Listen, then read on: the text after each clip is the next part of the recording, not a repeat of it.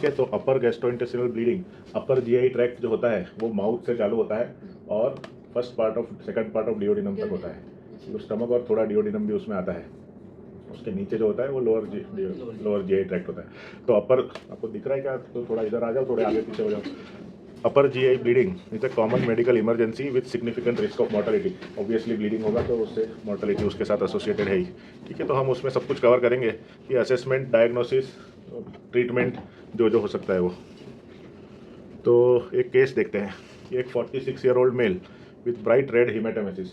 हीमेटेमेसिस का क्या मतलब होता है? वॉमिटिंग ऑफ ब्लड, है ना। तो देयर इज नो कन्फ्यूजन। और मेलिना का क्या मतलब होता है? Dark black stool, dark black and foul smelling. ठीक है। हीमेटोचीजिया का मतलब होता है ब्राइट रेड स्टूल, है ना। तो जब आप बोलो कि मेलिना हो रहा है तो मैं ऐसा दिमाग में मेरे आता है कि इसको ब्लैक कलर का स्टूल हो रहा है ना। And it is always a good practice कि उसका फोटो ले लो तो आगे भी किसी को दिखाने या उसके लिए वो हेल्पफुल रहे कि कैसा स्टूल आया था। सो 46 ईयर ओल्ड मेल आया विथ ब्राइट रेड हीमेटोमेसिस और कोई हिस्ट्री नहीं थी, बट 10 साल से ये अल्कोहल लेता है 60 to 70 यूनिट्स वीकली। ठीक है।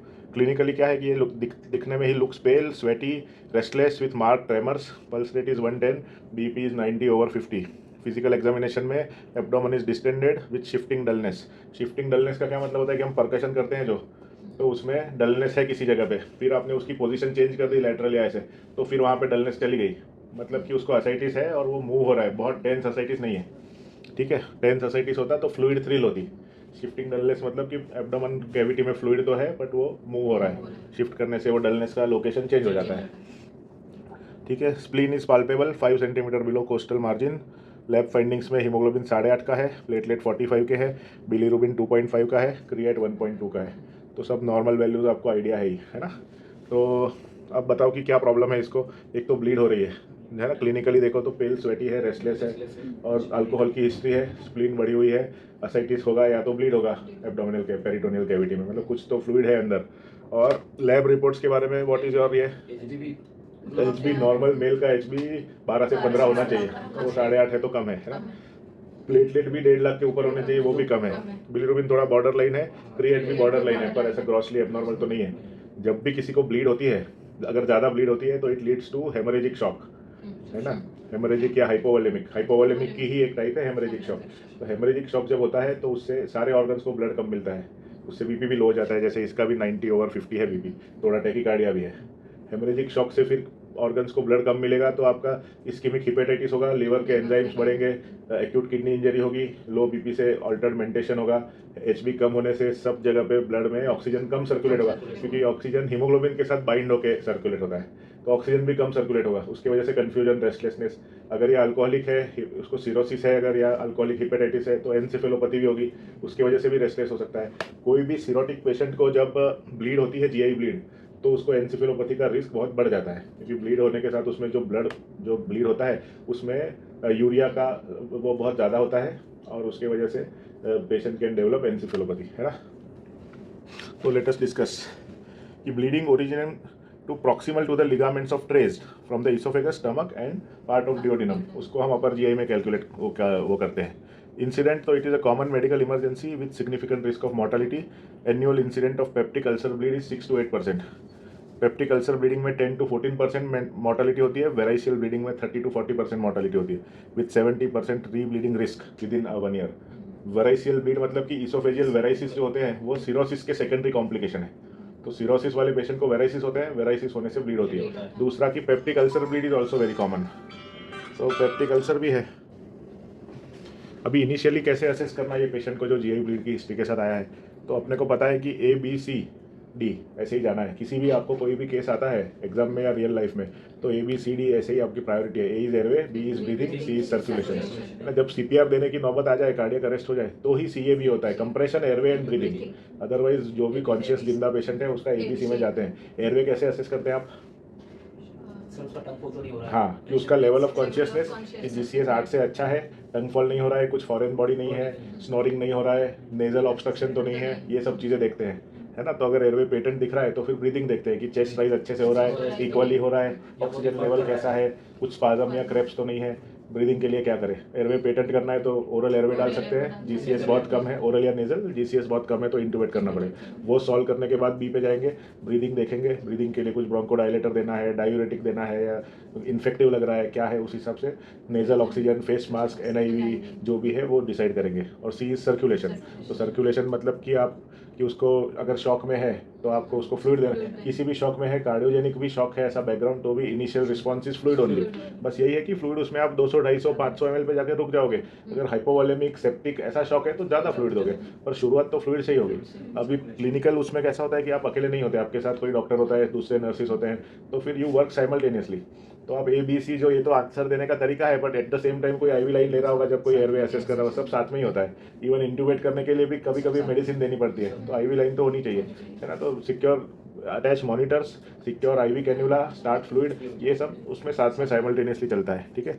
अगर आपको कैसे पता चले कि भाई टैकीकार्डिया है, हाइपोटेंशन है, पोस्चरल ड्रॉप है कि प्रॉप अप हो गया या ऐसे बैठ गया तो BP ड्रॉप हो गया, दैट इज पोस्चरल ड्रॉप, की पोस्चर चेंज करने से that indicates that patient is hypovolaemic, कि वॉल्यूम कम है इसलिए पोजीशन चेंज होने से उसको रिलेटिवली हाइपोटेंशन हो जाता है, ठीक है। दूसरा एयरवे में जैसा हमने बात किया कि ऐसा पेशेंट की जो मैसिव ब्लीड की हिस्ट्री दे रहा है या थोड़ा भी ड्राउजी है या आपके सामने ही ऐसे उसको रेचिंग हो रहा है, वॉमिटिंग हो रही है, तो it is always better to intubate them, भले उसका GCS लो नहीं है तो भी, कि इस पेशेंट को अचानक से ऐसा होगा कि मैसिव वॉमिटिंग होगी वाइल ऑनगोइंग, वो एस्पिरेट कर लेगा और फिर अरेस्ट भी हो सकता है। तो बेटर टू इंटूबेट सच पेशेंट्स की बाद में जो भी एंडोस्कोपी या जो भी नीड है वो तो हो अपने टाइम पे, लेकिन इंटूबेट देम ऑन टाइम, ठीक है। अगर सर उसके साथ क्लॉट्स भी हैं तो भी तो क्लॉट्स तो वो सब तो पेट में से आ रहा है ना, तो क्लॉट्स, एक्सेसिव क्लॉट्स है तो भी बेटर टू इंटूबेट, या वॉमिटिंग हो रही है, रेचिंग हो रही है, तो ऐसे पेशेंट को इंटूबेट करना ज़्यादा सेफ है, क्योंकि that is semi elective intubation, it is not emergency but it is semi elective, semi emergency, कि इसको कर दो तो ज़्यादा अच्छा। क्योंकि फिर अगर आप वहाँ पे नहीं हो, इधर उधर हुए, उतने में उसने वॉमिट करके एस्पिरेट कर दिया, एकदम से पेशेंट अरेस्ट हो जाएगा। तो बेटर टू इंटूबेट सच पेशेंट्स, है ना। अगर इंटूबेट नहीं कर रहे हो तो फिर ऑक्सीजन चालू करो, 94 से ज़्यादा सेचुरेशन मेंटेन रखो, ठीक है। क्योंकि वैसे ही हीमोग्लोबिन लॉस हो रहा है तो ऑक्सीजन की कैरिंग कैपेसिटी कम हो रही है, तो उसको सप्लीमेंट करो oxygen. 2 large bore IV cannula immediately लो और फ्लूइड चालू करो। 2 लार्ज बोर मतलब कितना बोर को आप लार्ज समझते हो? 18 या 16, है ना। 18 से कम तो बिल्कुल नहीं, मतलब 20 या 22 नहीं, इधर ग्रीन और ग्रे, है ना। एक और ऑरेंज भी आती है 14, वो जनरली हम रूटीनली नहीं यूज़ करते। सेंट्रल लाइन ले क्या इसको, अगर एनोटोपिक सपोर्ट या कुछ बड़ा तो अभी 90 पे तो है ना BP, तो आइनोट्रोपिक सपोर्ट तो लगेगा ही। तो सेंट्रल लाइन देखो, जब आपको फास्ट फ्लूइड देना है तो it is always good to give a peripheral line, large bore peripheral line.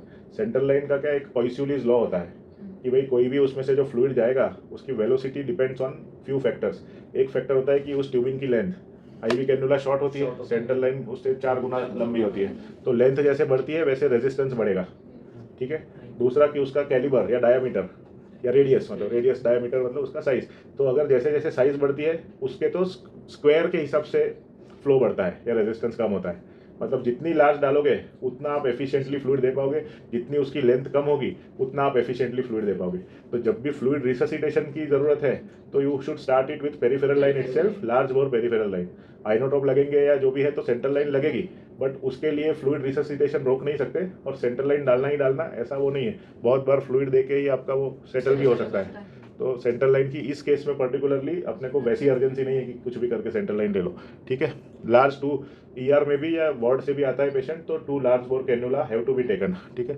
Initial orders क्या होंगे कि भाई नील बाय माउथ रखो इसको, इसका ब्लड लो, उसका ब्लड ग्रुपिंग क्रॉस मैचिंग करो एंड डिसकंटिन्यू। कुछ ऐसी दवाइयाँ ले रहा है कि जो ओरल एंटीकोएगुलेंट है, कुछ वाल्व रिप्लेसमेंट की हिस्ट्री है, इंजेक्टेबल कुछ क्लेक्सिन हिपेरिन ले रहा है, इकोस्प्रिन ले रहा है, ये सबको फर्दर ऑर्डर बंद कर दो कि जब तक ये इवेल्युएशन होता है ना। टिपिकली अपने यहाँ पे जो रीनल प्रोफाइल होता है, मेटाबॉलिक सारे उसमें हम करते हैं, और PTINR भेजो, उसमें प्लेटलेट आ जाएंगे, इतना तो एटलीस्ट भेजो, ब्लड ग्रुपिंग और क्रॉस मैचिंग भेजो।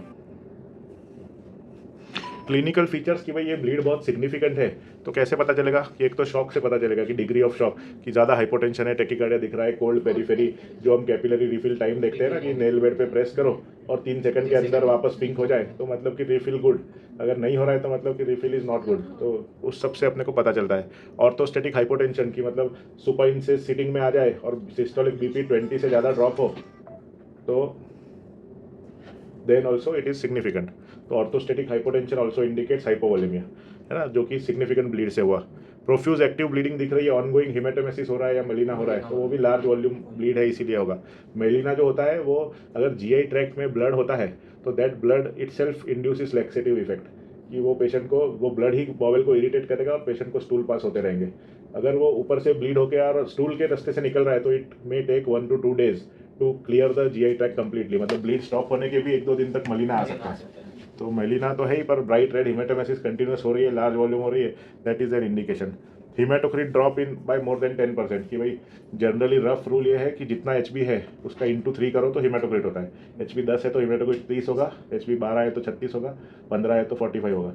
तो 10% से ज़्यादा, मतलब 45 का 4.5 से ज़्यादा उतना ड्रॉप होता है, या एचबी भी 10% से ज़्यादा, कि मतलब 10 है तो 1 ग्राम से ज़्यादा ड्रॉप हो गया, तो इट इंडिकेट्स की सिग्निफिकेंट। वो तो आपको फॉलोअप में पता चलेगा, या उसका पहले का कोई रिसेंट रिपोर्ट होगा तो उससे आप कंपेयर करके पता करोगे, ठीक है। ईटियोलॉजी क्या क्या कॉजेस हो सकते हैं, एक तो सबसे कॉमन 80% केसेस में पेप्टिक अल्सर डिसीज होता है ना। Peptic ulcer disease generally NSAID या एस्पिरिन या ऐसी कोई मेडिसिन ले रहे हैं उससे भी हो सकते हैं, स्मोकर्स को भी हो सकते हैं, एल्डरली पेशेंट में कैंसर वगैरह से भी हो सकते हैं, पर peptic ulcer disease is most common. Duodenum तक भी वो उसको पेप्टिक अल्सर में ही माना जाता है। दूसरा होता है वेराइसियल ब्लीडिंग, जो सिरोसिस, लिवर सिरोसिस की वजह से पोर्टल सर्कुलेशन में पोर्टल हाइपरटेंशन होता है, उससे इसोफेजियल और गैस्ट्रिक वराइसिस होते हैं जो कि ब्लीड करते हैं। मेलोरी वेस्ट टेयर क्या होता है कि गैस्ट्रो इसोफेजियल जंक्शन पे म्यूकोजल टेयर हो जाता है ना, that is following the forceful vomiting. अगर ऐसी हिस्ट्री देखी, बहुत रैचिंग हो रहा था ऐसा और फिर एकदम जोर से वॉमिट हुई और उसके बाद ब्लीडिंग चालू हुआ, तो दैट इंडिकेट्स कि ये मेलोरी वेस्ट टेयर हो सकता है, कि बहुत जोर लगाया पेशेंट ने और म्यूकोजल टेयर हो गया, ठीक है। Erosive gastritis, gastric erosion, oesophagitis, drug induced, ये सब हो सकता है। किसी को पहले से राइल्स टू है तो वो भी इरिटेट कर सकती है, कैंडिडियासिस या उसकी वजह से भी आगे जाके ब्लीड हो सकता है, ठीक है। उसके अलावा मेलिग्नेंसी हो सकती है, एंजियोडिस्प्लाजिया, वास्कुलर मालफॉर्मेशन, कि वेसल ही एबनॉर्मल है या कुछ वेसल में ही ऐसी मतलब एनोमली है, तो उससे भी हो सकती है। तो these are the common causes. Clinical history में क्या आपको हिस्ट्री में ये पूछना है कि भाई क्या मेडिकेशन लेता है पेशेंट, कोई एस्पिरिन लेता है क्या, एंटीकोएगुलेशन, एनएसएड्स, ये सब लेता है क्या, क्योंकि ये सब से या तो डायरेक्टली अल्सर हो सकता है या तो ब्लीडिंग की टेंडेंसी बढ़ सकती है, ठीक है ना। सब्सटेंस यूज़ की भाई अल्कोहल लेता है क्या, बहुत बार कैसा होता है कि भाई अल्कोहल तो नहीं लेता, पर आप थोड़ा डिटेल में पूछो तो वो बताएंगे कि पहले लेते थे, फिर बोलो कि कब लेते थे, तो बोले कि 1 हफ्ते पहले तक ही लेते थे और अब 1 हफ्ते से छोड़ दिया है, तो थोड़ा उसको it is a bit tricky, है ना। दूसरा कि भाई ब्लड कैसा दिख रहा है आपको, कि ब्राइट रेड दिख रहा है या कॉफ़ी ग्राउंड दिख रहा है। कॉफ़ी ग्राउंड का क्या मतलब होता है, बहुत सालों तक मैं नहीं समझ पाया, आप क्या समझते हो कॉफ़ी ग्राउंड? मतलब ब्लीड होने के बाद कॉफ़ी ग्राउंड कैसा दिखता है, मतलब ब्लैकिश कभी Brown फिल्टर कॉफ़ी पिए कभी आपने? फिल्टर कॉफ़ी जो होती है ना, जिसमें ऐसा कॉफ़ी का कोर्स पाउडर होता है, उसमें गर्म पानी डाल के उसका डिकॉशन बनाते हैं, उसके बाद जो बचती है, या और सिंप्लीफाई करके देखें तो जब हम चाय बनाते हैं ना, तो चाय छानने के बाद जो बचता है उसका वो सॉलिड कचरा, वैसा ही ग्राउंड कॉफ़ी का भी, ग्राउंड मतलब ग्राइंड किया हुआ, तो ग्राउंड कॉफ़ी जो है वो दिखती है डार्क ब्राउन ऐसी कोर्स कलर की, उसको कॉफ़ी ग्राउंड बोलते हैं। अगर कभी फिल्टर कॉफ़ी पियो तो उसमें आपको उसका जो बचा हुआ वो है ना, वो दिखेगा, दैट इज़ कॉफ़ी ग्राउंड। तो डार्क ब्राउन होता है वो, ऐसा ग्रैन्युलर अपीयरेंस होता है। अगर राइल्स टू है तो उसमें भी ऐसे पानी के साथ साथ वो दिखता है ना। कॉफ़ी ग्राउंड क्यों बनता है वो बताओ? कॉफ़ी ग्राउंड इसलिए बनता है कि जो आपका हीमोग्लोबिन है जो ब्लीड होके अंदर रिलीज हो रहा है, उसके साथ स्टमक का एसिड इंटरेक्ट करता है, तो हीमोग्लोबिन में से एसिड हिमेटिन बन जाता है जो ब्राउन कलर का होता है। तो कॉफ़ी ग्राउंड इसलिए बनता है कि गैस्ट्रिक जूसेस के साथ वो मिक्स होता है और एसिडिटी की वजह से वो कॉफ़ी ग्राउंड दिखता है। अगर ब्राइट रेड दिख रहा है तो उसका क्या मतलब है कि वॉल्यूम बहुत ज़्यादा है, कि जो एसिड के साथ इंटरेक्ट होकर ब्राउन हो गया पर तो भी एक्टिवली हो रहा है या लार्ज वॉल्यूम हो रहा है, तो सारा का सारा ब्राउन नहीं हुआ, तो ब्राइट रेड दिखा तो वो तो और चिंता की बात है कि प्रॉबेबली वॉल्यूम इज हाई, ठीक है। इसका स्टूल आपको मेलिना दिखेगा, ब्लैक टारी स्टूल्स। टार मतलब पता है आपको? ब्लैक टारी स्टूल बोलते हैं, जो जब सड़क बनती है तो कंक्रीट बिछाते हैं तब ऐसा एकदम शाइनी ब्लैक लिक्विड होता है, ऐसा गाढ़ा सा, उसको टार बोलते हैं। वैसा स्टूल दिखता है वो, shiny black and extremely foul smelling, तो that is black Tari stool, ठीक है। That indicates, black Tari stool भी इसीलिए निकलता है कि जो एसिड हिमेटिन बनता है उसकी वजह से उसका कलर डार्क हो जाता है, ब्राउनिश या ब्लैकिश, तो फिर वो अंदर जाके पूरा जीआई ट्रैक्ट से जाके, तो अगर नीचे से भी ब्लैक स्टूल निकल रहा है तो लाइकली कि वो अपर जीआई ब्लीड है, not lower GI. Lower GI होगा तो वो ब्राइट रेड या इट विल लुक डिफरेंट। क्या भेजे हमने बात किया, हीमोग्लोबिन भेजो। इनिशियल हीमोग्लोबिन में भी फॉल्सली हाई, जैसे इसका 5.5 है। अभी अगर किसी के फॉर एग्जांपल नॉर्मली बात करें तो अपने शरीर में 5 लीटर ब्लड होता है सर्कुलेटिंग, है ना, और अपना हीमोग्लोबिन फॉर एग्जांपल की 15 है। अभी 5 लीटर ब्लड में से अगर 1 लीटर ब्लीडिंग हो गई with in half an hour, तो हीमोग्लोबिन क्या है, हीमोग्लोबिन का वो आपने देखा यूनिट ग्राम पर डेसीलीटर, तो 15 ग्राम पर डेसीलीटर मतलब कि 100 ml, तो 15 ग्राम हीमोग्लोबिन पर 100 ml ब्लड।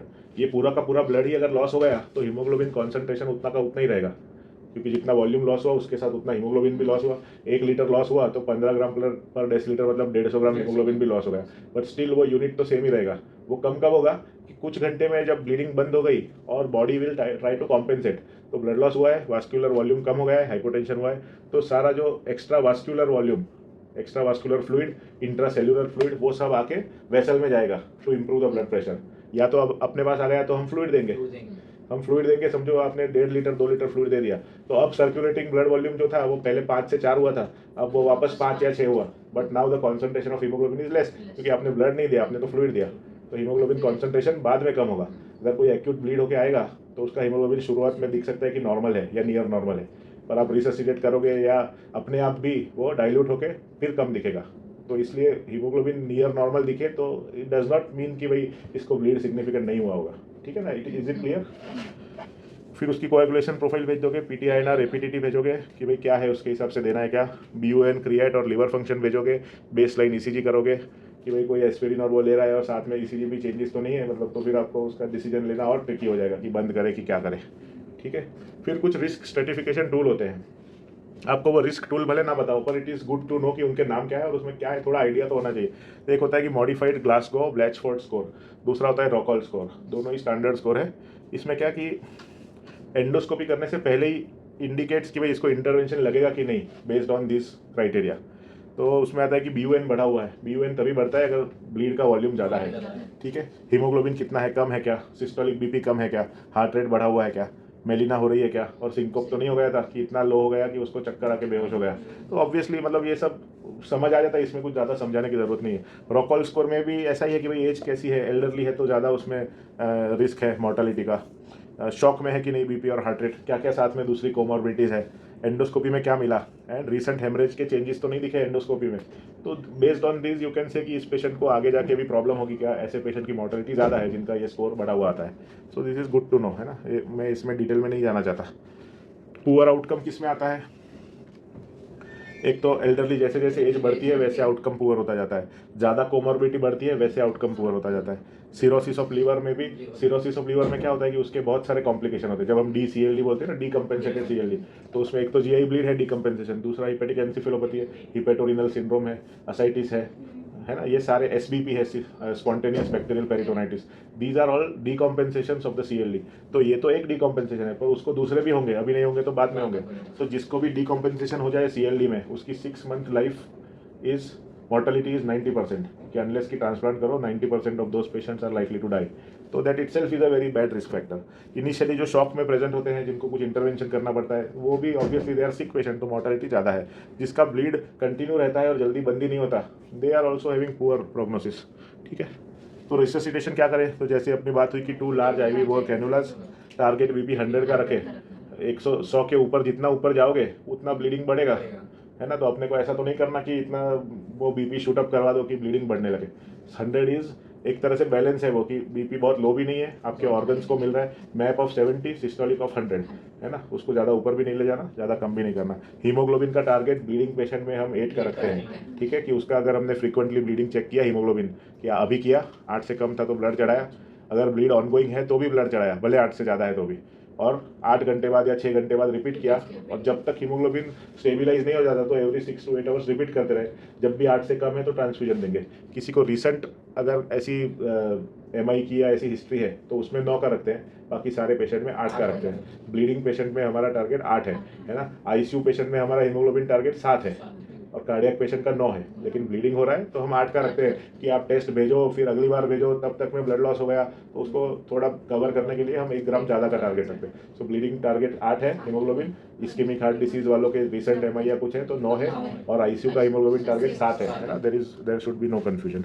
मेडिकल थेरापी क्या दे सकते हैं, proton pump inhibitor, pantoprazole, omeprazole, जो भी आपको अच्छा लगता है। So 80 mg bolus followed by 8 mg per hour. आप कैसा बनाते हो, 80 mg इन 40 बनाते हो, है ना, और 4 ml पे चालू करते हो, तो that is 8 mg per our infusion, वो आपको पता है। दूसरा ऑप्शन ये भी होता है कि अभी कुछ ट्रायल्स कुछ सालों पहले आए थे कि instead of infusion you can give 40 mg BD, तो that is considered equivalent, that is another option. या तो 88 mg पर आवर दो या तो 40 BD दो, ठीक है। तो जैसा भी अपना इंडिविजुअल हॉस्पिटल का थोड़ा प्रोटोकॉल अलग हो सकता है। तो दिस रिड्यूसेस द ब्लीडिंग। ये हम क्यों देते हैं? पेप्टिक अल्सर डिसीज के लिए। अगर आपको पता है कि ये पेशेंट नॉन सीरोटिक है तो उसमें पेप्टिक अल्सर भी हो सकता है और वेराइसियल ब्लीड भी हो सकता है, तो उसमें भी देते हैं। और पेप्टिक अल्सर में कुछ भी नहीं पता तो भी देते हैं, और सीरोटिक है तो भी देते हैं पेंटोप्राजोल, ठीक है। वेजो एक्टिव एजेंट्स की जो टर्लीप्रेसिन है या सोमेटोस्टेटिन है, ऑक्ट्रियोटाइड है, ये सब क्या करता है? स्प्लैंक्निक वेजो कॉन्स्ट्रिक्शन। स्प्लैंक्निक मतलब कि जो जीआई ट्रैक के जो ब्लड सप्लाई है, दैट इज स्प्लैंक्निक ब्लड सप्लाई, उसका ये वेजो कॉन्स्ट्रिक्शन करता है। इवन नॉरेड भी है टू सम डिग्री। तो इससे क्या, ये सिरोसिस में काम आता है जिसको वेराइसिस है। तो वेराइसियल ब्लीड के लिए terlipressin, somatostatin, octreotide. Octreotide is cardiosafe, terlipressin, vaso and norad, उससे कोरोनरीज पे भी वेजो कॉन्स्ट्रिक्शन होता है। तो जिसको ऑनगोइंग ईसीजी चेंजेस है तो उसमें ऑक्ट्रियोटाइड देते हैं, अदरवाइज हम टर्लीप्रेसिन देते हैं, ठीक है। एंटीबायोटिक जब भी जीआई ब्लीड होता है, स्पेशली सीएलडी क्रोनिक लिवर डिसीज में, तो अंदर तो म्यूकोजा होता है जीआई ट्रैक्ट में। ब्लीड होने का मतलब है कि म्यूकोजा ब्रीच हुआ। जीआई ट्रैक्ट में बहुत सारे बैक्टीरिया होते हैं, फंगाई होते हैं। अगर वो म्यूकोजा ब्रीच होता है तो देयर इज हाई रिस्क कि गट के बैक्टीरिया सर्कुलेशन में ट्रांसलोकेट हो सकते हैं, है ना। इवन किसी को सिग्निफिकेंट हाइपोटेंशन होता है तो भी ऐसे ट्रांसलोकेट हो सकता है कि हाइपोटेंशन से वो बैरियर वीक हो गया अगर ब्लड सप्लाई नहीं मिलने से। तो ऐसे पेशेंट्स में भी जनरली स्टार्ट एंटीबायोटिक्स, एटलीस्ट उसको सेफ्ट्राइक्सोन या ऐसा कुछ सेकंड जनरेशन सिफेलोस्पोरिन, है ना। और अगर प्रायर इन्फेक्शन के रिस्क फैक्टर है तो we start higher also. Coagulopathy correction, उसके रिपोर्ट आने के बाद अगर उसका डिरेंज है तो एफएफपी देंगे पीटीआईएनआर या एपीडीटी के हिसाब से। अगर प्रोथ्रोम्बिन कॉम्प्लेक्स कॉन्सेंट्रेट अवेलेबल है जो ऑक्टाप्लेक्स के नाम से आता है तो वो देंगे। उसका फ़ायदा ये है कि ट्रांसफ्यूजन के रिलेटेड जो वॉल्यूम ओवरलोड, एलर्जिक रिएक्शन, उसका रिस्क कम हो जाता है। विटामिन के देंगे उन्हीं को जो एसिट्रोम या वॉरफेरिन लेते हैं, क्योंकि विटामिन के उसका स्पेसिफिक एंटीडोट है, ठीक है। और ट्राइनेक्सेमिक एसिड ऐसे ही देते हैं, मतलब कि भाई ऐसे रूटीनली उसका कोई रोल नहीं है। ट्राइनेक्सेमिक एसिड क्या है कि एंटी फाइब्रिनोलाइटिक एजेंट है। तो किसी को आपने थ्रोम्बोलाइज किया है, उसके बाद ब्लीड हुई है, तो उसको रिवर्स करने में उसका रोल है। बाकी ऐसे जनरली देने में उसका ज़्यादा रोल नहीं है। और बहुत ज़्यादा ब्लड लॉस हुआ है, आप ब्लड प्रोडक्ट चढ़ा रहे हो, बहुत फ्लूइड दे रहे हो, तो उसमें दो तो it may help, but it is not ऐसा फर्स्ट लाइन थेरेपी में नहीं आता। नेजोगैस्ट्रिक ट्यूब डाले कि नहीं डाले, तो फ़ायदा क्या है कि भाई नेजोगैस्ट्रिक ट्यूब डाल दी और थोड़ी देर में आपने देखा तो पता चलेगा कि और ब्लीड अंदर चालू है कि बंद हो गया है ना। दूसरा कि लवाज करने से एंडोस्कोपी में सब ब्लड साफ कर दिया तो आपको दिखेगा अच्छा, नहीं तो सब लाल लाल ही दिखेगा, तो कुछ इंटरवेंशन ही नहीं कर पाएंगे। Can help determine the bleeding severity, कि कंटिन्यूसली आ रहा है तो आपको पता चलेगा कि इसका ब्लीडिंग तो ज़्यादा है। And it can assist in clinical decision making. नहीं कब डालना है, काफ़ी लोग ऐसे भड़क जाते हैं ना कि क्यों डाल दिया, है ना। तो नहीं क्यों, उनका क्या लॉजिक है कि भाई सीवियर मिड फेस का ट्रॉमा है ना, ये हेड इंजरी है, बेस ऑफ स्कल फ्रैक्चर है, तो वो ब्रेन में जाने का या इन्फेक्शन इंट्रोड्यूस होने का रिस्क है, उनमें नहीं डालना है। दूसरा नेजल सर्जरी हुई है, सीवियर कोएगुलोपैथी है कि आप इधर से डालो और नोज से ही ब्लीड चालू हो जाए, तो जीआई ब्लीड के ज़्यादा तो आप उसको डालने का ट्रॉमा कर दो। दूसरा कि इसोफेजियल वेराइसिस नोन है, तो उसमें भी उसका जो फर्म टिप होता है वो जाके कुछ इंजर करे, इरिटेट करे। किसी को रिसेंटली क्लिपिंग या बेंडिंग हुई है, उसमें जाके वो बैंड को डिसलॉज कर दे, तो उसमें हम नहीं डालना चाहते। अनकोऑपरेटिव या डिलीरियस पेशेंट जो होता है वो इतना छटपटाएगा, फाइट करेगा कि उसमें आप नेजल ब्लीडिंग कर दोगे, तो ऐसे पेशेंट्स में हम नहीं डालते। तो मोस्ट ऑफ द पेशेंट इसमें से किसी में आ जाते हैं, इसलिए जनरली इंट्यूबेट हो जाए तो फिर डाल देते हैं, क्योंकि एक तरह से सीरियस पैरालाइज हो गया। पर जिसमें रिसेंट ब्लीड की हिस्ट्री है, वेराइसियल बेंडिंग की हिस्ट्री है, वेराइसिस है, वो सब में भी नहीं डालते। और नेजल कुछ प्रॉब्लम है, बेस ऑफ स्कल फ्रैक्चर है, पॉलीट्रॉमा है, उसमें भी ये सब वेरीफाई करके डालते हैं। एंडोस्कोपी कब करें, तो 24 घंटे के अंदर करना चाहिए। Emergency endoscopy for profuse haemorrhage. Pre procedure क्या है कि एरिथ्रोमाइसिन दे सकते हैं कि उससे प्रोकाइनेटिक एजेंट है, तो जो भी स्टमक का कंटेंट है वो जल्दी जल्दी आगे निकल जाए, तो विजुअलाइजेशन इंप्रूव हो सकता है। मेरे ख्याल से अपने यहाँ पे हम नहीं देते हैं, है ना। डायग्नोस्टिक गोल क्या है एंडोस्कोपी करने का, कि ब्लीडिंग का सोर्स क्या है और रिस्क फैक्टर्स क्या है वो देखना, और रीब्लीडिंग होएगा कि नहीं। थेराप्यूटिक गोल क्या है कि हीमोस्टेसिस करके उसको बंद करना। तो क्या क्या ऑप्शन है अपने पास, तो हीमोस्टेसिस के मेथड होते हैं कि एक तो बाइपोलर कोएगुलेशन कर सकते हो, हीटर प्रोब होता है, आर्गोन प्लाज्मा से कोएगुलेशन कर सकते हो एंडोस्कोपिकली, ठीक है। उसके अलावा मैकेनिकल क्लिप्स होते हैं, तो उससे कर सकते हो। इंजेक्शन एपिनेफ्रिन इंजेक्ट कर सकते हो उसके आजू बाजू, तो वहाँ पे वो वेसल का वेजो कॉन्स्ट्रिक्शन हो जाए। कॉम्बिनेशन भी कर सकते हो ये सब का। और एडहेरेंट क्लॉट है तो उसमें एक ही बार में ना हो, कोल्ड सलाइन करो, gastric gentle removal with cold snare. जो एक स्नेयर मतलब ऐसा एक डिवाइस आता है कि जो उसको नेक से ही काट देता है, तो वैसे करके निकालना है तो निकालो। मतलब there are many options endoscopy के लिए, एटलीस्ट 4-5 ऑप्शंस अपने पास होते हैं। वेराइसियल ब्लीडिंग है तो क्या ऑप्शन है, वेराइसियल ये जो थे ना, ये नॉन वेराइसियल ब्लीडिंग के थे जो पहले थे वो, है ना। अगर वेराइसियल ब्लीडिंग है तो एक तो इसोफेजियल बैंड लाइगेशन कर सकते हो, एक रबर बैंड जैसा छोटा सा होता है, वो जहाँ से वो डायलेटेड वेसल है उसके बेस पे जाके उसको क्लिप कर दो, बैंड कर दो, तो वहाँ पे ब्लड पहुँचना ही बंद हो जाए। और साइनो एक्रिलेट ग्लू इंजेक्शन कर सकते हो, और बलून टेम्पोनर कि ऐसे बलून इन्फ्लेट कर दो, बहुत सारे वेराइसीज है और कंट्रोल ही नहीं हो रहा है तो बलून इन्फ्लेट कर दो। या एक एसबी ट्यूब आती है, सेंगस्टिकन ब्लैकमोर ट्यूब, आपने कभी देखी है क्या? या एक मिनेसोटा ट्यूब आती है, ये एक ऐसी राइल्स ट्यूब ही होती है, पर इसमें 2 या 3 बलून्स होते हैं depending on type of tube. तो एक बलून स्टमक में इन्फ्लेट होता है, एक बलून इसोफेगस में इन्फ्लेट होता है, और उसको नोज पे ऐसे टेंशन के साथ हम टाई करते हैं। तो वो मेन लाइन थेरेपी नहीं होती, पर अगर ब्लीडिंग कंट्रोल ही नहीं कर पाए तो वो डाल के आप कुछ घंटों के लिए उसको बंद, एटलीस्ट प्रेशर से टेम्पोनर्ड क्रिएट करके आप उसको बंद कर सकते हो। अगर आपके सेंटर में फैसिलिटी नहीं है एंडोस्कोपी की और प्रोफ्यूज ब्लीडिंग हो रहा है तो एसबी ट्यूब या मिनेसोटा ट्यूब डाल के इन्फ्लेट करके आप उसको टेम्पररी होल्ड करके पेशेंट को कहीं ट्रांसफर कर सकते हो, या एंडोस्कोपी करके भी नहीं कर पाए तो भी उसको कर सकते हो, है ना। तो वो एक एकदम रेस्क्यू वो है। पोस्ट एंडोस्कोपी क्या करें, तो पीपीआई इन्फ्यूजन देना है, टर्लीप्रेसिन देना है जो सिरोसिस वाले हैं उनको, है ना, या ऑक्टेटाइड सोमेटोस्टेटिन, और नील बाय माउथ रखना है आधा या 1 घंटे तक, फिर क्लियर लिक्विड चालू कर सकते हो। ठीक है, सो ये है। टर्लीप्रेसिन जो है वो आपको आगे भी देना पड़ सकता है। पीपीआई इन्फ्यूजन जनरली ब्लीड के 72 आवर्स तक हम देते हैं, या ट्वाइस अ डे, उसके बाद वंस अ डे ऐसे कर सकते हैं depending on your endoscopy findings and उसके पेशेंट का आगे कितना हीमोग्लोबिन है, ब्लीडिंग हो रहा है क्या, वो सब। रेस्क्यू थेरेपी क्या है कि भाई आपका ब्लीड होता ही रहा या सब इंटरवेंशन करके भी ब्लीड होता रहा तो रिपीट एंडोस्कोपी कर सकते हो। इंटरवेंशनल रेडियोलॉजी में मतलब डीएसए में ले जाके उसका विजुअलाइज करो कि कहाँ से ब्लीड हो रही है, उस आर्टरी को या वेसल को एम्बोलाइज कर दो, क्लैंप नहीं, मतलब वहाँ तक कैथेटर ले जाओ और कुछ ग्लू या कुछ इंजेक्ट करो कि वो वेसल ब्लॉक हो जाए अंदर से, तो फिर उसमें से होने वाला ब्लीड भी, पर उसके लिए एक्टिव ब्लीडिंग जरूरी, दिखना जरूरी है। जब कॉन्ट्रास्ट दोगे तो सीटी एनजीओ या डीएसए में जब ले जाते हैं तो तभी एटलीस्ट 1/2 ml पर मिनट उतना ब्लीडिंग एक्टिवली हो रहा है तो ही वो कॉन्ट्रास्ट लीक होते हुए दिखेगा आपको, है ना। तो इसलिए हम सबका नहीं करवा सकते क्योंकि एक्टिवली हो ही नहीं रहा है तो स्कैन ऐसे कुछ इनकन्क्लूसिव निकलेगा, बट वो कर सकते हो आप अगर ज़्यादा ब्लीडिंग हो रहा है तो। टिप्स क्या होता है, ट्रांसजुगुलर इंट्राहिपेटिक पोर्टोसिस्टमिक शंट, जो वेराइसियल ब्लीड होता है वो पोर्टल हाइपरटेंशन की वजह से होता है। अगर आप पोर्टल और सिस्टमिक उसके बीच में एक कनेक्शन बना दो तो जो पोर्टल हाइपरटेंशन का ज़्यादा प्रेशर है वो सारा सिस्टमिक में रिलीज हो जाएगा। सिस्टमिक प्रेशर तो 120/80 है, वीनस प्रेशर भी अच्छा खासा है, तो पोर्टल प्रेशर के सामने वो बहुत ज़्यादा है, तो सिस्टमिक उसको ज़्यादा फर्क नहीं पड़ेगा और पोर्टल हाइपरटेंशन रिलीज हो जाएगा। ठीक है, तो वो भी एक ऑप्शन है। उसमें प्रॉब्लम ये होती है कि आपके पेशेंट को लीवर का जो काम है कि ब्लड को प्योरीफाई करना, अगर आपने उसको बाईपास कर दिया तो हिपेटिक एनसेफेलोपैथी बढ़ जाती है, क्योंकि जो पार्शियली भी लीवर काम कर रहा था वो भी अभी आपने उसको बाईपास कर दिया। तो tips is used for variceal bleed, जो क्रॉनिक लीवर डिसीज या सिरोसिस वालों के लिए, अल्सर वालों के लिए या उसके लिए टिप्स का रोल नहीं है।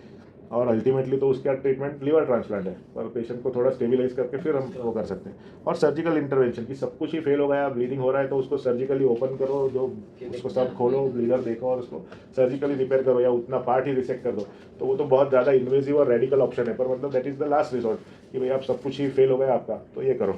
ठीक है, लॉन्ग टर्म के हिसाब से देखें तो पेप्टिक अल्सर डिसीज में एच पाइलोरी इन्फेक्शन हो सकता है, तो उसके लिए भी वर्कअप करो, उसका ट्रीटमेंट दो, जो कि जितना वीक्स में होता है उसका ट्रीटमेंट तो वो दो। प्रोटॉन पंप इनहिबिटर आईवी बंद हो जाए तो भी टैबलेट पे उसको भेजो घर जाते समय, है ना। एनएसआइड ले रहा है या कुछ ऐसा चीज़ें ले रहा है तो उसको बंद करो या उसका ऑल्टरनेटिव कुछ ढूंढो। वेराइसियल ब्लीडिंग के लिए बीटा ब्लॉकर देते हैं सेकेंडरी, प्रोप्रेनोलोल, है ना, नॉन सिलेक्टिव बीटा ब्लॉकर। और बैंड लाइगेशन करो, हिपेटोलॉजी को कंसल्ट करो कि भाई क्या करें, ट्रांसप्लांट करें या क्या करें आगे। एंटीकोएगुलेशन वगैरह ले रहा है तो रिस्क और बेनिफिट का बैलेंस करके डिसाइड करो, पेशेंट को इन्वॉल्व करो, रिलेटिव्स को इन्वॉल्व करो और डिस्कस करो, और अगर ज़रूरत पड़े तो फॉलो अप एंडोस्कोपी करो। ठीक है, दूसरा एक इंपॉर्टेंट चीज़ ये है कि ये तो ब्लीड है, पर हाइपोवोलेमिक हेमरेजिक शॉक जो होता है उसमें एक पॉइंट के बियॉन्ड समझो 1-2 ब्लड दिए और पेशेंट नहीं स्टेबल हो रहा है तो फिर आपको ये समझना पड़ेगा कि patient is losing blood, patient is not losing haemoglobin. तो ब्लड में क्लॉटिंग फैक्टर भी आ गए, प्लेटलेट भी आ गए, तो इसलिए जब अगर ज़्यादा ब्लीड हो रहा है और आप ज़्यादा ब्लड प्रोडक्ट्स दे रहे हो तो आपको 1 ब्लड इस उसके साथ 1 प्लेटलेट और 1 एफएफपी ये साथ में देना पड़ता है, 1:1:1, है ना। अभी एक पेशेंट को ब्लीडिंग हो रहा था, 2 ब्लड के बाद हमने 1:1:1 चालू कर दिया, और उसमें फिर डीआईसी भी हो सकता है, ब्लड में फाइब्रिनोजन भी लॉस होता है तो फिर फाइब्रिनोजन क्रायो से रिप्लेस होता है, एफएफपी से क्लॉटिंग फैक्टर रिप्लेस होते हैं, आरडीपी या एसडीपी से प्लेटलेट रिप्लेस होता है, और पीसीबी से हीमोग्लोबिन रिप्लेस होता है। तो सारे प्रोडक्ट को आपको रिप्लेस करना पड़ेगा in case of large volume. जब 2 या 3 हम ब्लड दे देते हैं तो उसमें साइट्रेट होता है जो कैल्शियम के साथ बाइंड होकर कैल्शियम लेवल कम कर देता है, तो फिर आपको उसमें कैल्शियम भी देना भी पड़ेगा। देना पड़ेगा। तो जब लार्ज ब्लड ट्रांसफ्यूजन लगते हैं तो अपने को कैल्शियम का ध्यान रखना है। जो एबीजी में भी आयनाइज कैल्शियम आता है उसको मेंटेन करना है। दूसरे कोएगुलेशन फैक्टर, प्लेटलेट, फाइब्रिनोजन, वो सबको मैनेज करना है। ठीक है, so this is all about. आपको कुछ क्वेश्चन है और कुछ नहीं कवर हुआ या आपको? सर वो एसिडी का बता रहे थे ना आप, 10 इंटू का 4 डिवाइड करना है क्या? जितना भी हीमोग्लोबिन है इंटू 3, Into 3 वो रफली आपको, अभी एबीजी देखो किसी का भी, तो जितना एचबी होगा इंटू 3 करोगे तो एचसीटी उतना ही होगा। या किसी के लैब रिजल्ट देखो तो उसका जनरल रिलेशन 1:3 का होता है ना। तो एक बार देखोगे तो आपको वो कोरिलेट हो जाएगा। ठीक है, और अगर हिपेरिन वाले पेशेंट को ब्लीड हो रहा है या इंट्रा ऑफ हिपेरिन मिला है तो हम उसका एक्टिवेटेड क्लॉटिंग टाइम देखते हैं, थ्रोम्बोइलास्टोग्राम देखते हैं कि और भी कोई फैक्टर रिप्लेस करना है क्या। या अगर आपके पास थ्रोम्बोइलास्टोग्राम नहीं है तो आप पीटीआईएनआर, एपीटीटी, प्लेटलेट और फाइब्रिनोजन ये सब देखोगे और उस हिसाब से रिप्लेस करोगे। तो 12 आवरली देखोगे और रिप्लेस करोगे। That is how. 8 का हीमोग्लोबिन का टारगेट, ब्लीडिंग पेशेंट में लीवर वाला है तो 50,000 का प्लेटलेट का टारगेट, आईएनआर 1.4 के नीचे रखने का टारगेट और फाइब्रिनोजन 200 के ऊपर रखने का target. These are your targets. ठीक है, और कुछ क्वेरी है आपको? चलो ठीक है, थैंक यू।